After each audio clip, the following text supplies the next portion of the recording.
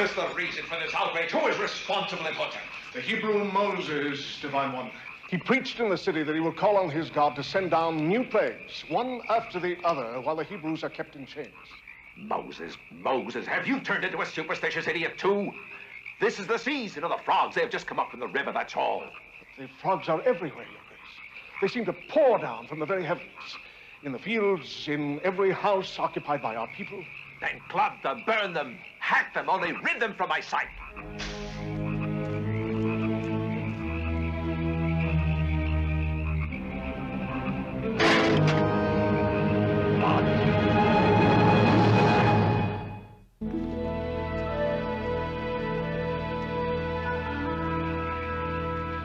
Summon the Hebrews. It was I, Your Grace. I issued no such order. I presumed you wanted to meet with the Hebrew magicians immediately. You presume too much, my dear. Someday it may cost you your head.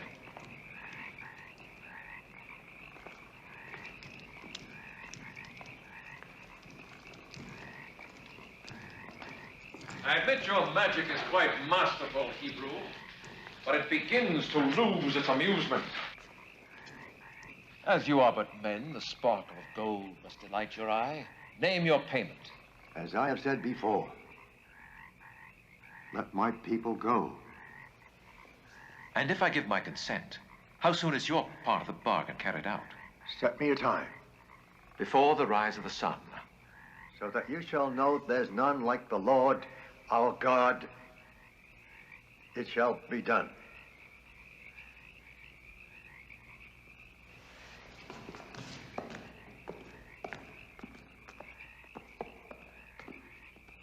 Your decision was a wise one, Divine Majesty. I have no intention of releasing the Hebrew slaves. But, Your Grace... Do you think the Pharaoh bends to the will of slaves?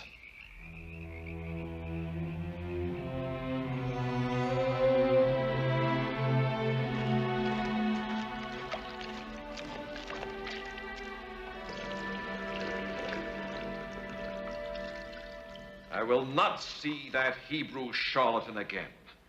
The frogs are gone, the water is clear again. Plagues, rubbish, there never were any plagues, just quirks of some kind. Perhaps, Divine One, perhaps. But the priests believe it is better not to tempt fate. Better for who?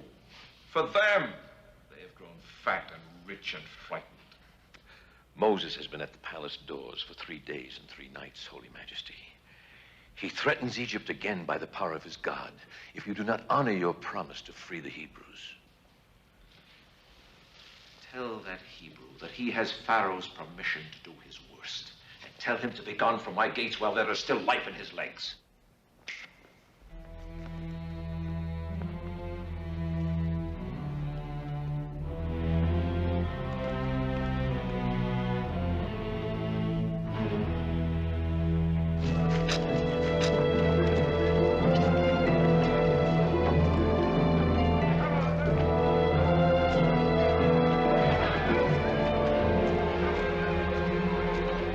Look. Insects. Millions of them. They're everywhere. Hordes of them.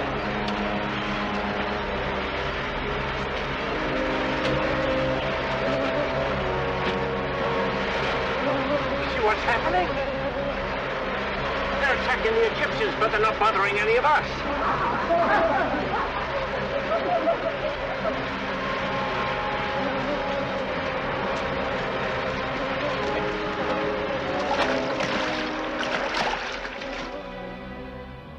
Results from you priests. Answers, not excuses. I want to know why we are still infected by these insects after 2 days, in spite of all your idols and caterwauling prayers. Divine Majesty, we have tried everything. The gods of Egypt have forsaken us, I fear. Can you tell me why these insects infect only us and not the Hebrews? There must be some ointment that protects them. Rotarian waits, Your Grace. He warned all of you. I have no tolerance for failure. Come, Imhotep. Let us find some answers by ourselves.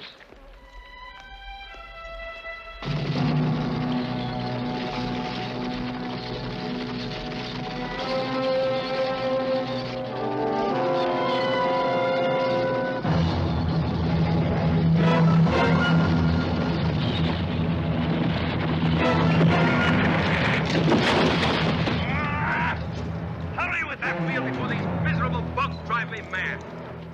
It is not the insects that torment you, but the hand of God. Take no credit for this, you pestilent Hebrew.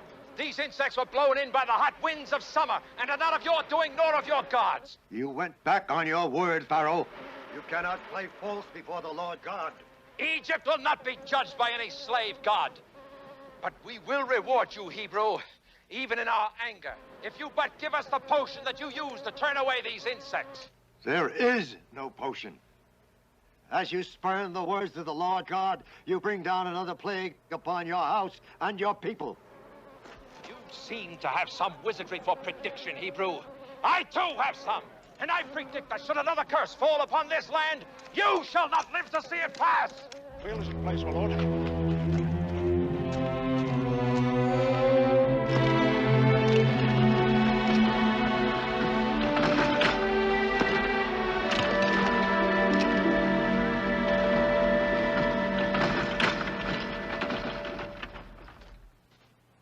Already half of our cattle and oxen are dead. Another drops each minute. What is it that afflicts them? It is some mysterious blight that I have never seen before. It is the same everywhere. Our Egyptian cattle and flocks are dead or dying, and yet... Yet what? The animals of the Hebrews remain healthy, grow even fatter. Why, Lord Captain? And God said to me, my hand shall be upon the fields, and a sickness shall beset the beasts of the Egyptians. But nothing shall perish of those things that belong to the children of Israel. Yet still the yoke of the Pharaoh enslaves us. For now, Zedekiah, but the day of deliverance approaches, and you must all root that blessed promise into your hearts and into the hearts of your women and your children.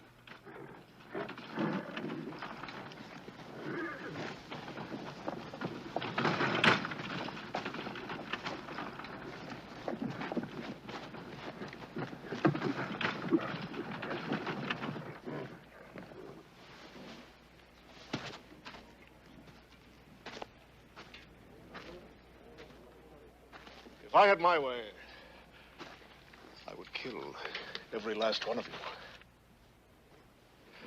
and burn your villages to the ground. But Pharaoh, our God and master, bids me to discover why most of our animals lay dead or dying.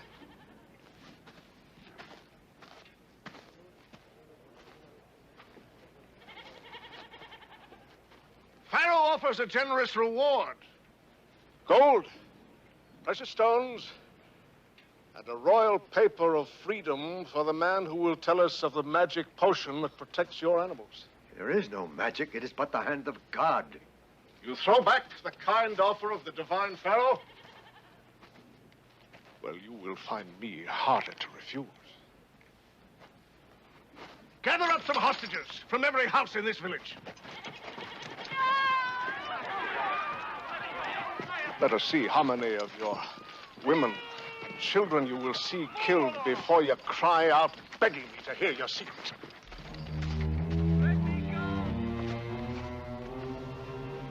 Help me, O Lord.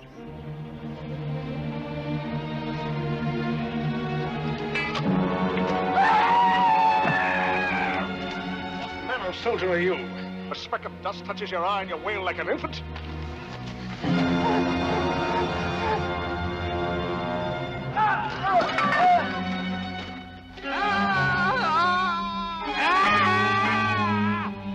What new treachery have you cursed us with now? I will kill you myself!